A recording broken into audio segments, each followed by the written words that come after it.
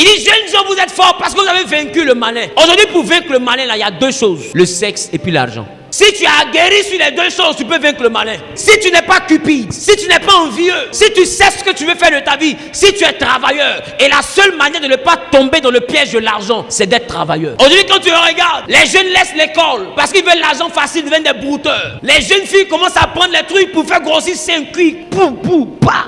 Tout doit grossir. Pourquoi? Parce qu'en fonction de ça, elle aura encore de l'argent, elle aura des pointeurs. Pointeur égale rendez-vous. Rendez-vous égale poulet plus transport. Donc elle calcule 5 pointeurs, ça fait 5 transports. S'il a donné 20 000, ça fait 100 000 chaque 2 jours. Donc elle prend le temps, elle calcule son chiffre d'affaires déjà bouclé par ses seins, bouclé par ses vestes, bouclé par sa bouche, bouclé par son teint. Elle a déjà bouclé son chiffre d'affaires. Elle est revenue mensuel de millions à cause de sa beauté. Pourquoi tu veux qu'elle travaille? Si rien qu'en défilant en bordure de route, les Range Rover vont garer. Pourquoi tu veux qu'elle travaille? Ma soeur, tu travailles comme ça, mais tu travailles pour ta perte.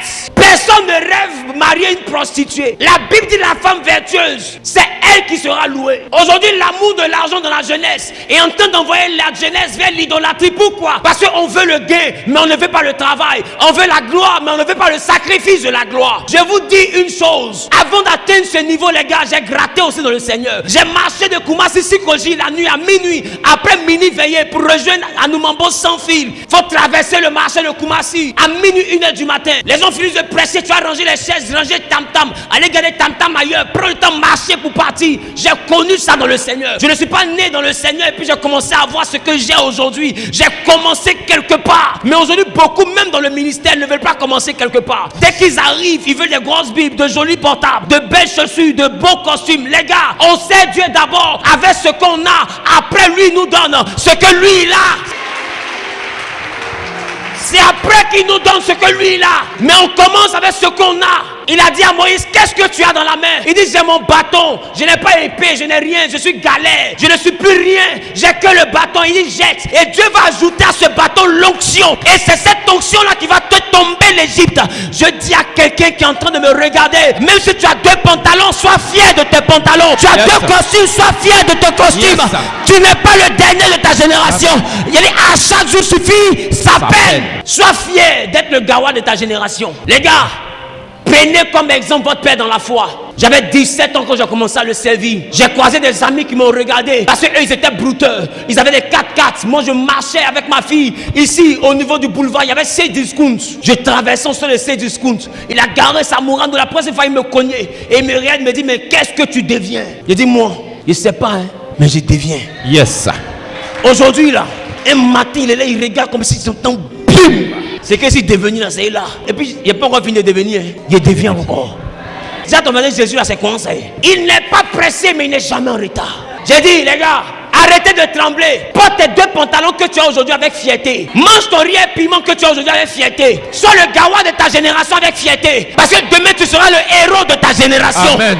Pendant que tu saisis cette parole, je prophétise que Dieu te hisse à un niveau extraordinaire de gloire. Amen. Dans ta persévérance. Qui a dit yes? Yes. Et je vais te dire, on arrive à persévérer seulement qu'avec un père qui est sévère. Quand Dieu veut que tu persévères, c'est qu'il commence à devenir un père qui est sévère. Il est sévère à quel moment? Il est sévère au moment où il sait que tes camarades ont iPhone 12. Toi aussi tu mérites iPhone 12, mais il te donne un téléphone écran bleu. En temps il est Dieu, il peut tout te donner, mais il est dans la dimension du père qui est sévère. Pourquoi? Parce qu'il veut te donner une éducation. Écoutez, Dieu ne bénit pas sans éduquer. À des moments, je connais le manque. Mais quand je connais le manque, je ne me suis jamais livré au vol, ni à l'escroquerie pour sortir de ce manque. Pourquoi? Parce que le Saint-Esprit m'a donné une éducation. Dieu éduque ceux qu'il veut bénir. Quand il a voulu bénir Moïse, il a permis que Moïse se retrouve chez Jéthro. 40 ans à diriger des moutons. Pourquoi? Parce qu'il devait faire 40 ans à diriger des hommes. Donc Dieu l'a éduqué à comment diriger. Mais avec des moutons d'abord. Dans le même désert. Les gars, vous devez comprendre. Votre Dieu a un plan pour vous. Si aujourd'hui tu es jeune et que tu as l'impression d'être le dernier, réconforte-toi dans ton travail. Ecclésiaste chapitre 9, le verset 10. Il dit tout ce que ta main trouve à faire avec ta force, fais-le. Car il n'y a ni œuvre, ni pensée, ni science, ni sagesse dans le séjour des morts où tu vas. Alléluia. Écoute, celui qui porte son caleçon déchiré, c'est lui qui sait vers quel côté le vent le souffle. Ta vie là, c'est toi qui la portes et c'est toi qui la transportes. Je vais dire à quelqu'un, on peut penser que tu es le plus lent de ta génération, Mais je t'assure, la tortue sait pas courir, mais on ne trouve pas son cadavre dans le feu de brousse. Quand le feu commence là, elle seule sait comment elle fait pour sortir. Je vais te dire, dans cette histoire de destinée, c'est une affaire d'âge de Noé. L'âge ne se referme pas sans que toi ta destinée ne s'accomplisse. Amen. Arrête de trembler, tu n'es pas en retard, tu es dans le temps prévu par Dieu. Reste tranquille, arme-toi de courage et travaille. Tu as décidé de faire du commerce, arme-toi de courage, fais ton commerce. Même si les gens prennent crédit, ils ne remboursent pas, recommence, travaille. Il dit 7 fois le juste tombe. Donc ça veut dire que 7 fois ton commerce peut tomber, mais 7 fois Dieu va relever. Ne te décourage pas, travaille. Parce que ton premier mari, c'est le travail. Ta première réussite, c'est le travail. Ton avenir, c'est le travail. Tu veux réussir, travaille. Ouvre un commerce, mais ne cherche pas l'argent facile. L'argent là, je vous dis, on ne l'obtient pas, on gagne l'argent. On dit j'ai gagné l'argent. Vous savez pourquoi on utilise gagner? Parce qu'il y a eu bataille.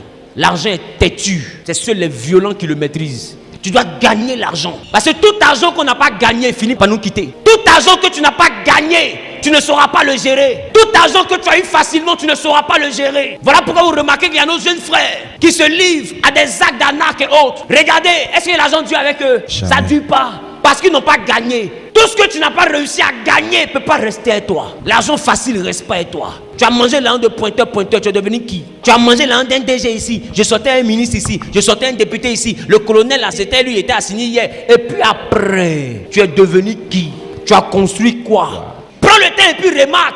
Ce que tu n'as pas reçu par ton travail, il reste pas à toi. Entre l'argent et toi, il y a une bataille. C'est pourquoi Dieu dit c'est à la sueur de ton front. Dieu n'est pas con. Il dit la sueur de ton front. Il n'a pas dit la sueur de tes fesses. L'argent respecte la sueur du front.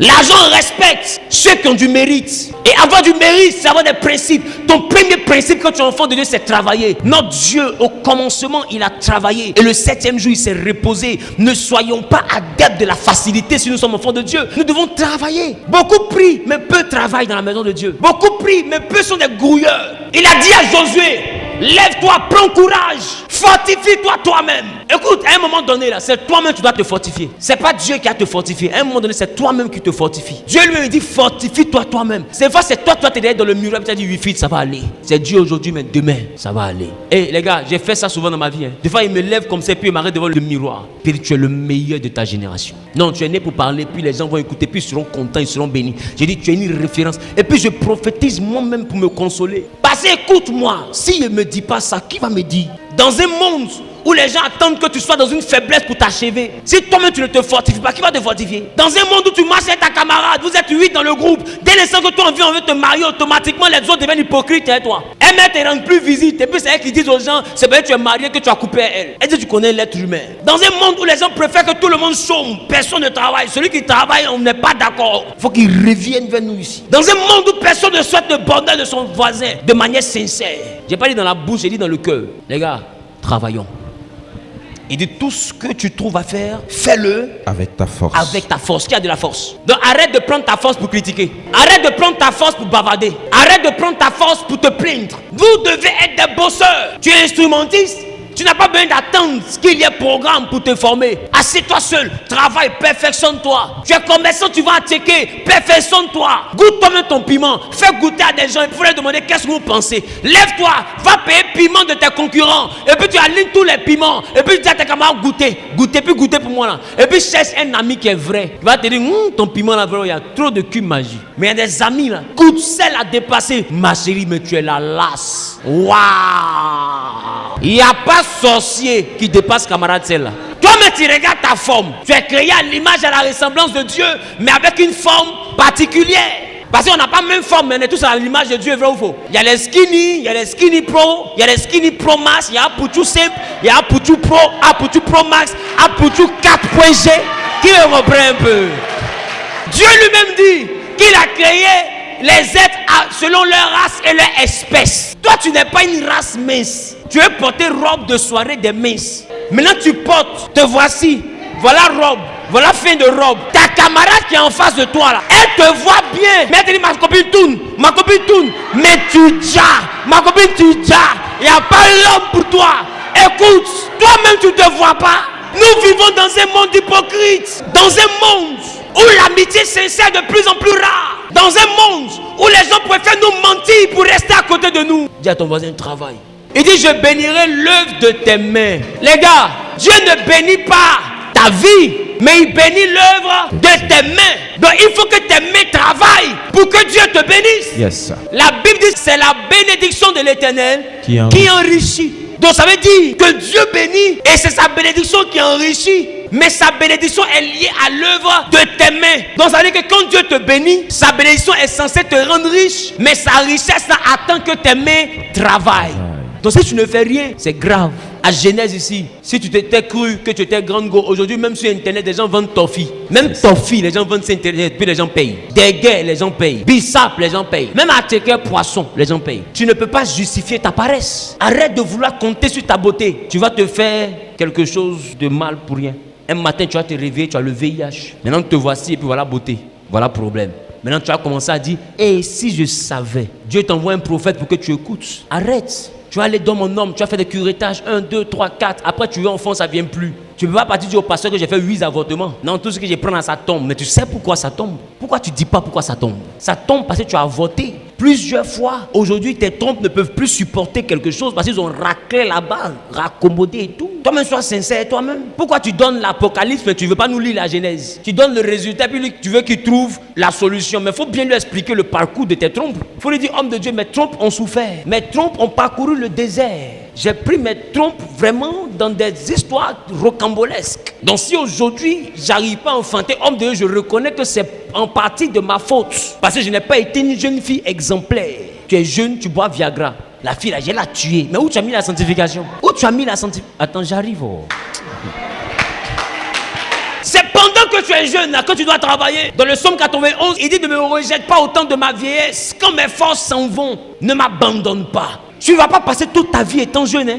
Et je peux t'assurer d'une chose. Si dès maintenant tu ne te lèves pas pour changer ta vie par ton travail, si dans ta jeunesse tu ne travailles pas avec ta tête, dans ta vieillesse tu as travaillé avec tes muscles. Regardez, Dieu leur a promis la terre promise. Ils arrivent au niveau de Canaan. Dieu leur dit, tout ce pays, je l'ai promis à vous, à Abraham et à sa descendance. Voilà le pays que j'ai promis à vos pères. Et puis Dieu les a laissés là.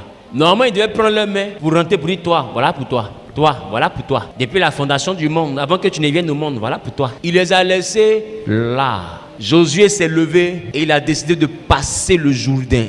Mais quand ils sont allés faire l'espionnage, ils ont dit quoi? Canaan est imprenable. Ces villes sont fortifiées. Il y a clôture sur ville. Josué, c'est impossible. Et puis là-bas, il y a des races de géants, des anakim, des gens qui sont longs, on dirait lampadaires. Josué, on ne peut pas les tuer, on a quoi comme âme? Maintenant, Dieu dit, c'est le pays là qui est pour vous. Et bizarrement, Dieu n'a tué personne. Dieu leur a montré seulement le pays. Chacun s'assoit, Dieu le pousse. Les gars, prophétie là, voilà ça.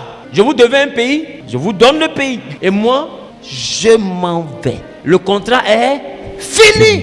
La Bible dit Israël s'est assis, se sont concertés, ils disent bon, on va faire des alliances pour aller en guerre. Si tu viens avec moi pour m'aider à prendre mon territoire, quand tu vas vouloir partir vers ton territoire, je vais aller aussi avec toi. Regardez, c'est comme ça. Et ils ont fait la conquête de Canaan. Canaan n'était pas un terrain qui était vide, c'était habité. Tu penses que ce que Dieu te promet comme héritage, tu seras une grande femme d'affaires. Tu penses que c'est en dormant et ventilateur va te souffler que tu vas devenir ça. Tu plaisantes. C'est une bataille. Il donne l'élévation cadeau, mais pas gratuitement. Tu ne payes pas l'argent, mais tu as payé sueur. Tu as payé pleurs. Tu as payé trahison. Tu vas payer déception. Tu vas payer découragement. C'est ça ce que tu payes. Et tu dois payer, tu dois donner la monnaie des chances qui est persévérance, courage, détermination, abnégation, travail. C'est ça que tu dois prendre pour payer ta réussite. Yes. Et au guichet de ta réussite, Dieu t'attend à ça. On ne va pas réussir en Jésus pour rien. Tu es jeune, voilà l'année scolaire. Tu veux avoir ton examen, commence à étudier maintenant. Arrête de venir dire après, Seigneur, on me dit prie pour moi. Attends, mon imposition des mains ne va jamais te donner le bac. Sois sûr de ça. Regardez ce que Jésus dit. Il dit ne vous éloignez pas de Jérusalem. Le consolateur viendra. Il vous conduira dans toute la vérité. Et il vous rappellera ce que je vous ai enseigné. Quand le Saint-Esprit arrive là, ce n'est pas pour te faire apprendre ta leçon. C'est pour t'aider à te rappeler ce que tu as déjà appris. Donc tu arrives à l'examen, si tu n'as rien étudié, le Saint-Esprit ne te rappellera rien. Donc le Saint-Esprit ne veut pas connaître papier à ta place. Tu dois prendre ta destinée en main. Et tu dois bosser. Être chrétien ne justifie pas que tu n'étudies pas. Dis à ton voisin, travaille. Je me tiens sur cet autel de l'Alliance et je déclare ma qualité de prophète que Dieu t'ouvre les portes d'un travail dans 48 heures au nom de Jésus. Amen. Que Dieu te donne la révélation d'une activité dans 48 heures au nom de Jésus. Amen. Celui qui saisit cette parole est propriétaire dans les 48 heures. Dieu te connecte à une activité qui te rendra millionnaire et milliardaire, qui te mettra à l'abri du besoin au nom suprême de Jésus.